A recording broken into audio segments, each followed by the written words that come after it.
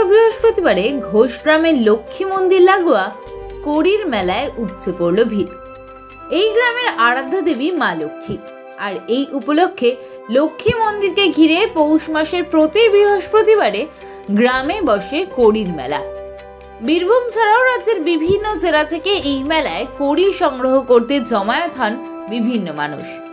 প্রাচীনকালে বিনিময়ের মাধ্যম ছিল কড়ি, পরবর্তীতে মুদ্রা ও টাকার প্রচলন হলেও আজও প্রাচীন ঐতিহ্য বজায় রেখে চলেছে ময়ূরেশ্বরের ঘোষগ্রাম।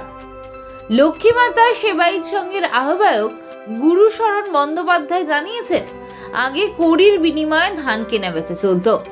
টাকা পয়সা চালু হওয়ার পর কড়ি বিলুপ্তির পথে, তাই কড়িকে বাঁচিয়ে রাখতে বহু বছর ধরেই মেলা হয়ে আসছে। যতদিন যাচ্ছে এই মেলা ততই প্রসিদ্ধ হচ্ছে। লক্ষ্মীর গ্রাম হিসেবে পরিচিত ঘোষগ্রাম। কথিত আছে, হর্ষবর্ধনের আমলে পরিব্রাজক সাধক কামদেব ব্রহ্মচারী পরিভ্রমণ করেছিলেন মায়ের সাধনার সন্ধানে। বীরভূমের রাঢ় অঞ্চল ঘুরতে ঘুরতে তিনি ঘোষগ্রামে এসে পৌঁছান। সেখানে তিনি স্বপ্ন দেখেন ত্রেতা যুগে রাম, লক্ষ্মণ, সীতা ও হনুমান বসবাসের জন্য কিছুদিন এই গ্রামে বিচরণ করে গিয়েছেন। আবার দুর্যোধনের চক্রান্তের শিকার হয়ে পাণ্ডবরা কিছুদিন এই এলাকায় অজ্ঞাতবাসী ছিলেন। সাধনার উপযুক্ত স্থল হিসেবে এই গ্রামের একটি নিম গাছের তলাতে তিনি সাধনা শুরু করেন। পরবর্তীতে দেবীর স্বপ্নাদেশ পেয়ে গ্রাম লাগোয়া কাঁদর থেকে শ্বেতপদ্ম ও একটি কাঠের খণ্ড তুলে নিয়ে এসে গঙ্গা মাটির প্রলেপ দিয়ে লক্ষ্মীর প্রাণ প্রতিষ্ঠা করে পুজোর সূচনা করেন।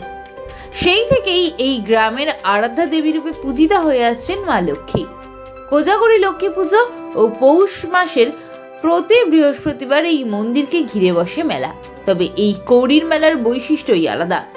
এই মেলায় অধিকাংশ দোকানদার দুধ কড়ি, ফুল কড়ি, তিল কড়ি, বুজ কড়ি ও স্নোদ কড়ি সহ বিভিন্ন ধরনের কড়ির পসরা সাজিয়ে বসেন। সকাল থেকে সন্ধ্যা পর্যন্ত এই মেলা চলে। জনশ্রুতি আছে, কড়ি মায়ের চরণে ঝুলিয়ে বাড়িতে রাখলে অভাব দূর হয়।